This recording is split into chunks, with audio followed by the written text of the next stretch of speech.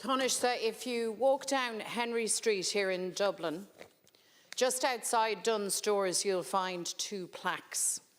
The plaques are inscribed with the names of 11 courageous Dunnes Stores workers who in 1984 went out on strike and took to the picket lines in protest against the company's handling of goods from apartheid South Africa. For more than 2.5 years, Mary Manning and her colleagues sustained their inspirational stand, a stand which directly led to the then government introducing a ban on the importation of goods from South Africa. The heroic protest of the Dunnes Stores workers is often acknowledged as one of the international campaigns which contributed directly to the ending of the apartheid regime. Nelson Mandela said that hearing of the workers' protest helped sustain him while he was imprisoned. On his visit to Ireland following his release in 1990, Mandela said that because of the workers' campaign, millions of South Africans saw that ordinary people far away from the crucible of apartheid cared about our freedom.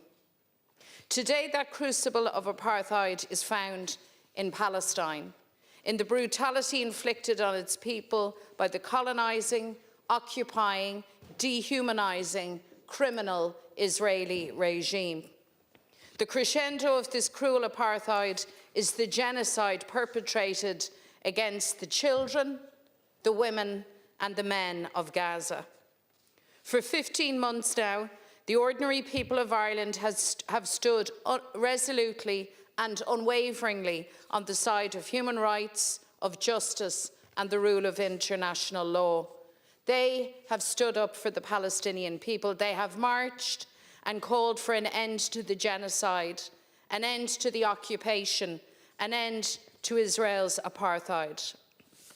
The ordinary people of Ireland stand once again on the right side of history, and they call on their government to stand on that side of the line by enacting the Occupied Territories Bill.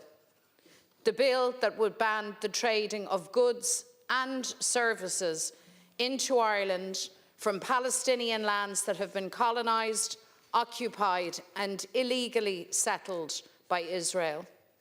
Not only is it a legal response to Israel's brutal crimes, but it chimes directly with the values of the Irish people.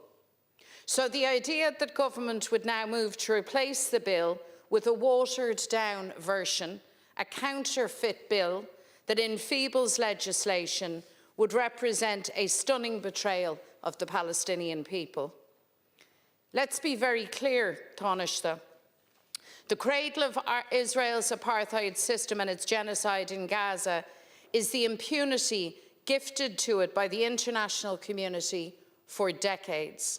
Carte blanche to commit war crimes and human rights violations at will, and to tear asunder international law without ever facing sanction or accountability.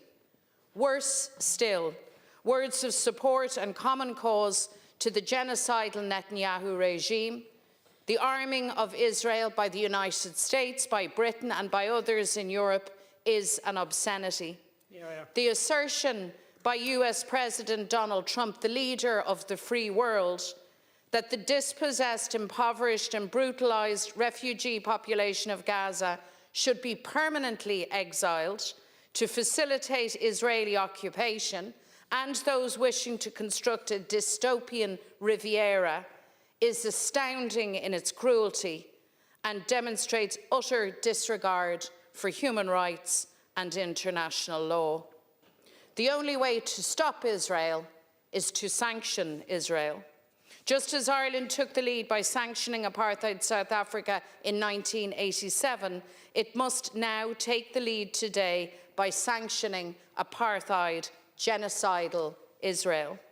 That means enacting the Occupied Territories Bill. This one, the one that is here and ready to go, not some pale imitation. Taoiseach, the amendment you propose to our motion confirms that this government has walked away from the Occupied Territories Bill. It is a blatant U-turn, a monumental act of bad faith, designed to delay the imposition of sanctions against the Israeli regime. It is cynical and shameful. So caithfí an rialtas seán billa críocha faoi or gabháil an billa tá tacaíocht an phobal tugadó a acrú le prán. Ní lagaríis an ré le héafacht na reachtaíochta. In 2008, the man who is now Taoiseach spoke at the unveiling of one of those plaques on Henry Street dedicated to the Dunnes Stores workers. And he rightly said that Ireland is proud of their courageous actions. 11 shop workers with no power other than their moral determination, principles and humanity stood up to apartheid South Africa, and they helped to defeat it. Today, Tánaiste, you and Micheál Martin de Taoiseach hold the two most powerful offices in the land. And to make a difference, you don't have to do what Mary Manning and her friends did 41 years ago. You don't have to stand for years on the picket line in the cold and the wind and the rain. You simply can enact the Occupied Territories Bill. You can step forward tonight and announce that to the world. And in doing so, you will give the people of Palestine that same light of hope that the Dunnes Stores workers gave to Nelson Mandela in his prison cell. The hope that they are not alone.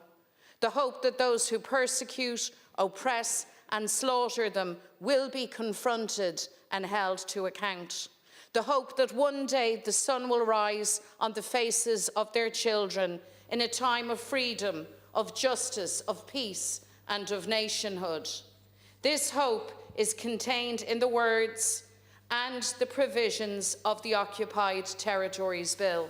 And any government truly on the side of humanity would enact it immediately. No ifs, no buts, no delays, no prevarication, no new legislation. The Occupied Territories Bill now.